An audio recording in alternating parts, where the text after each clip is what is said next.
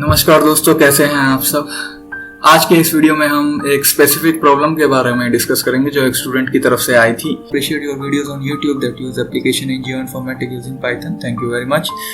As per our conversation, I am sensing, I hope you want to say sending.nc file of precipitation of a daily basis, on a daily basis. Please make a video series on how to process .nc file to convert into .csv file and also raster data type of different day. Video series का जरूरत नहीं है, इसमें एक ही video sufficient रहेगा। तो यहाँ पे सबसे पहले आपको 3 पाइथन लाइब्रेरीज की जरूरत पड़ेगी, netcdf4, pandas और raster.io। ठीक है, netcdf4 से आप netcdf फाइल को रीड करेंगे, pandas से उसको आप csv में कन्वर्ट कर सकते हैं और raster.io से उसको geotiff में कन्वर्ट कर सकते हैं। सबसे पहले एक फंक्शन बनाया। इसमें क्या है इस फंक्शन में कि या तो netcdf फाइल हो या hdf फाइल हो, कोई भी फाइल हो उसको ये रीड कर लेगा एक ही फॉर्मेट में, और डिक्शनरी में रीड करेगा। ये डिक्शनरी के बारे में मैंने पुराने वीडियोस बनाए हुए हैं, आप देख लेना क्या होती है डिक्शनरीज। और उसमें किस तरह रीड करेगा कि उसके अंदर 2 कीज होंगी, वार्स मतलब वेरिएबल्स और एट्रीब्यूट्स। वेरिएबल्स के अंदर फिर से एट्रीब्यूट्स होंगे और डाटा होगा। वेरिएबल्स के अंदर डाटा होगा और एट्रीब्यूट्स होगा, और एट्रीब्यूट्स के अंदर जो ग्लोबल एट्रीब्यूट्स हैं फाइल के वो होंगे, और ये जो वेरिएबल्स के अंदर ये जो एट्रीब्यूट्स हैं ये वेरिएबल्स के एट्रीब्यूट्स होंगे। तो इस तरह के स्ट्रक्चर में ये पूरी फाइल रीड होगी। और यहाँ पे ये प्रोग्राम देख सकते हैं, इस पे मैं अलग से वीडियो बना दूंगा। एक वीडियो पहले भी बना हुआ है, अगर आपको बेसिक वर्जन देखना है कि how to read HDF file और how to read netcdf file. उसमें क्या है कि मैं सिर्फ डाटा ही रीड कर रहा हूँ और ये काफी जनरल है, इसमें डाटा के साथ साथ एट्रीब्यूट्स भी रीड हो रहे हैं। तो whichever way you want you can read this file।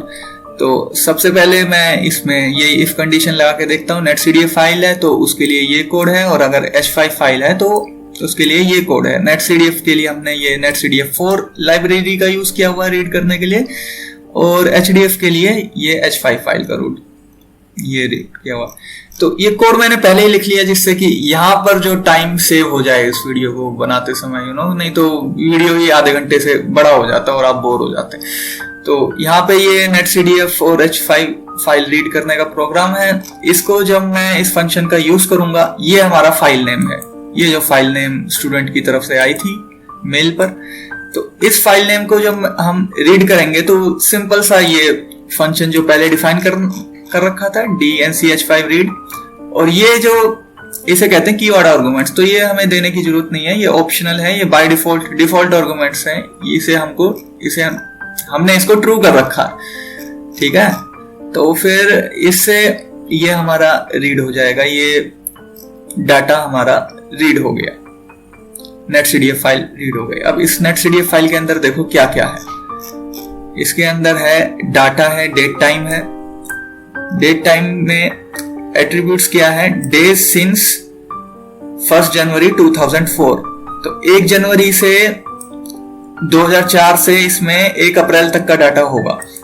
121 दिन का डाटा है, 0 से 120। ठीक है, 121 दिन का ये डाटा है 1 जनवरी 2004 से। उसके बाद ये यूनिट्स कैलेंडर हो गया। फिर ये लॉन्गिट्यूड है, ये लॉन्गिट्यूड की वैल्यूज हो गई 121 लॉन्गिट्यूड, 121 नहीं होंगे ये जितने भी हो सकते हैं, ये तो 121 दिनों का है। और ये लॉन्गिट्यूड हो गए, ये लैटिट्यूड हो गए, और ये हो गया, ये इसके एट्रीब्यूट्स होंगे। ठीक है, CRS ये कोऑर्डिनेट सिस्टम है, इसका अलग से डाटा होगा जो हम जियोटिफ बनाने के लिए यूज करेंगे, आप देखेंगे बाद में। वही इसका जो लॉन्ग नेम में इसमें डिस्क्रिप्शन दिख ही रहा है, WGS84 जो कोऑर्डिनेट सिस्टम है उसमें लेटलॉन है ये, और ये प्रेसिपिटेशन हो गया। तो देखिए कहीं कहीं 1 वैल्यूज है, 0 मतलब बरसात नहीं हुई, 1 में मतलब थोड़ी बहुत हो गई, जो भी इस डाटा का मतलब हुआ। हमें उससे इतना मतलब नहीं है, हमें सिर्फ इस फाइल को CSV फाइल में कन्वर्ट करना है या फिर जियोटिफ इमेज में कन्वर्ट करना है।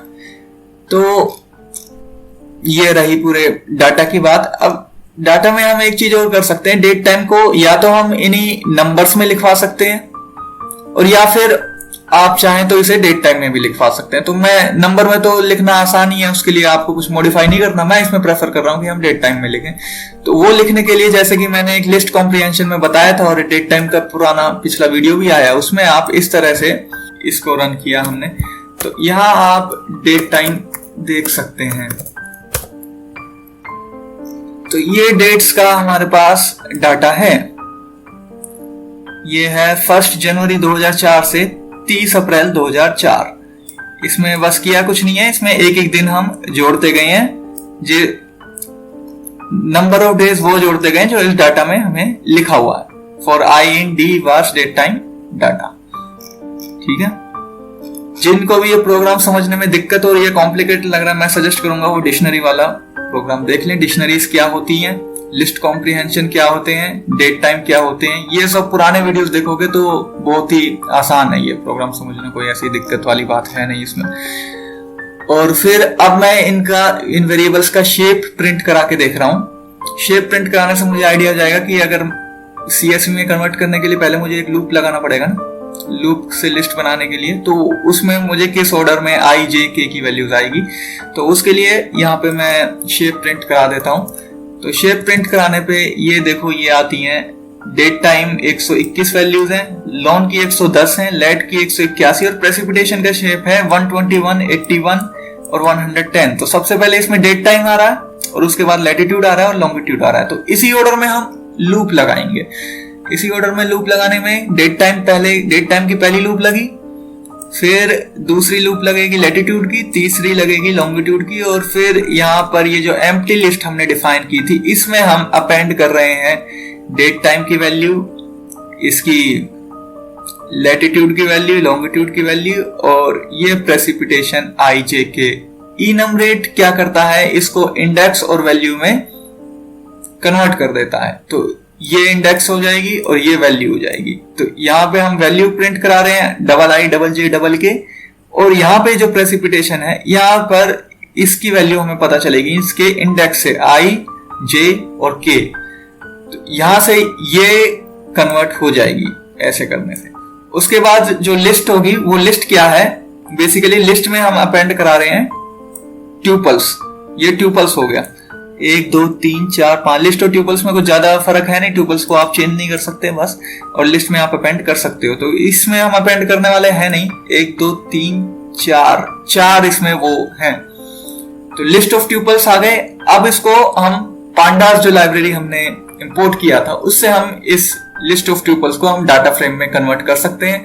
डाटा फ्रेम में कन्वर्ट करने के लिए सिंटैक्स बहुत ही सिंपल है, आप लिस्ट दीजिए और कॉलम्स जो है इसमें आप डिफाइन कर सकते हैं डेट, लैटिट्यूड, लॉन्गिट्यूड और प्रेसिपिटेशन। और उसके बाद ये जब डाटा फ्रेम में आप कन्वर्ट करते हैं तो ये डाटा फ्रेम आपका आ जाता है। ठीक है, अब हमें इसको CSV में सेव करना है, कॉमा सेपरेटेड वैल्यू में, इस फाइल को। तो उसके लिए बहुत ही सिंपल कमांड है df2 CSV।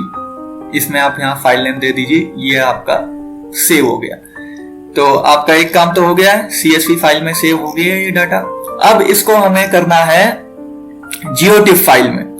GeoTIFF फाइल के लिए हमें दूसरी लाइब्रेरी इंपोर्ट करनी पड़ेगी, जैसे कि पहले बताया था। ये लाइब्रेरी है import raster IO, raster input output as RIO। Okay, तो यहां पर हमें GeoTIFF के लिए एक इसकी प्रोफाइल बनानी पड़ेगी।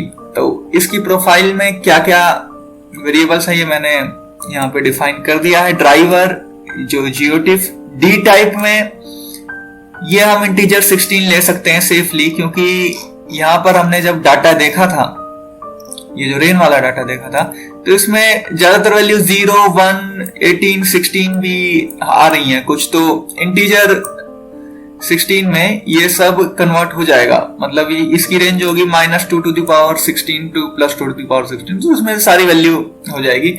नो डाटा जो मास्क वैल्यू है वो हमने ये डिफाइन कर दिया है। विड्थ और हाइट का हमें देखना है। जैसे कि आप मैप में देखें तो मैप में लैटिट्यूड का क्या होता है, लैटिट्यूड वर्टिकल होते हैं और लॉन्गिट्यूड होते हैं हॉरिजॉन्टल। तो वर्टिकल को हम हाइट से जानते हैं और हॉरिजॉन्टल को विड्थ से जानते हैं। तो विड्थ हमारी होगी लॉन्गिट्यूड वाली, और लॉन्गिट्यूड का साइज हमारा कितना था 110, सो लॉन्गिट्यूड वाली हमारी विड्थ होगी और लैटिट्यूड वाली हाइट होगी। और काउंट क्या है, जो नंबर ऑफ डेज है, नंबर ऑफ फाइल्स या नंबर ऑफ चैनल्स। अगर ये इमेजर या साउंडर या हाइपर स्पेक्ट्रल साउंडर होता है तो ये नंबर ऑफ चैनल्स आ जाते हैं। यहाँ पे नंबर ऑफ डेज, तो ये 121 आपके काउंट्स हो गए। CRS वो है एक्चुअल डाटा, जो हमारा WGS84 वाला जो कोऑर्डिनेट सिस्टम है उसमें ये जो डाटा आपका है, ठीक है। यहाँ पर ये आपने देखा होगा, ये वाला CRS के अंदर ये डाटा में ये मास्क एरे है, ये पूरा ये सबसे जरूरी है। बेसिकली इसी डाटा से ही, इसी डाटा की आपकी ये टिप फाइल बनेगी। तो आपने एक बार ये प्रोफाइल पूरी डिफाइन कर ली, यही सबसे मेन पार्ट रहता है इसमें टिप फाइल में कन्वर्ट करने के लिए, कि आपको ये प्रोफाइल डिफाइन करनी होती है। प्रोफाइल गलत होगी तो वो सेव सही नहीं हो पाएगा। अब बस टिफ में ये करना बहुत ही सिंपल है। आप लिखिए with rio.open, प्रेसिप ये फाइल नेम आ जाएगा, ये राइट मोड में आप सेव कर रहे हैं, और डबल स्टार प्रोफाइल यहाँ पे आप लिख सकते हैं। अगर ये आप नहीं लिखना चाहते तो फिर यहाँ पर प्रोफाइल की जगह आपको ये सब दोबारा से लिखना पड़ेगा, ड्राइवर इक्वल टू ये, डी टाइप इक्वल टू ये। तो बेहतर यही है कि आप एक डिक्शनरी बनाइए और उसको डबल स्टार कर दीजिए। इसको कीवर्ड आर्गुमेंट्स कहते हैं फंक्शंस में। ये एक फंक्शंस में आर्गुमेंट्स देने का एक दूसरा तरीका है, आप इस तरह भी आर्गुमेंट्स दे सकते हैं। तो एज DST एक वेरिएबल हमने डिफाइन कर लिया, डेस्टिनेशन कह सकते हैं, डेस्टिनेशन डॉट राइट। और यहां पे हमें राइट क्या करना है, ये वाला जो डाटा है ये हमें राइट करना है। ये कोऑर्डिनेट सिस्टम का डाटा है और ये वाला एक्चुअली हमें राइट करना है इस प्रोफाइल में, इस कोऑर्डिनेट सिस्टम में, विड्थ हाइट इस फॉर्मेट में हमें ये राइट करना है। तो इस तरह आप लिखोगे तो ये फाइल राइट हो जाएगी। इसको अगर आपको वेरीफाई करना है तो आप सिर्फ इसे रीड करके देख सकते हैं। तो रीड करके हमने देखा इस फाइल को, ये डाटा src.read, डाटा एग्जैक्टली यही आएगा। और डाटा की आप शेप प्रिंट करा सकते हो, तो शेप प्रिंट कराएंगे तो फिर इसकी शेप यही आएगी 121, 8100, और आप डाटा भी देख सकते हैं।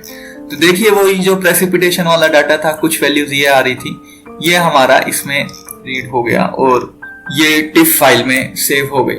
दोस्तों इस वीडियो में हमने जाना कि ये जो netcdf फाइल को आप CSV फाइल और या फिर GeoTIFF फाइल में किस तरह कन्वर्ट कर सकते हैं। आपको ये वीडियो कैसी लगी, कितनी समझ में आई, इन सब के बारे में कोई और डाउट हो आपको तो इन सब के बारे में वीडियो के नीचे कमेंट सेक्शन में आप उससे पूछिए। कोई और प्रॉब्लम हो तो वही कमेंट में बताइए, उस पे नई वीडियो बनाई जाएगी। धन्यवाद।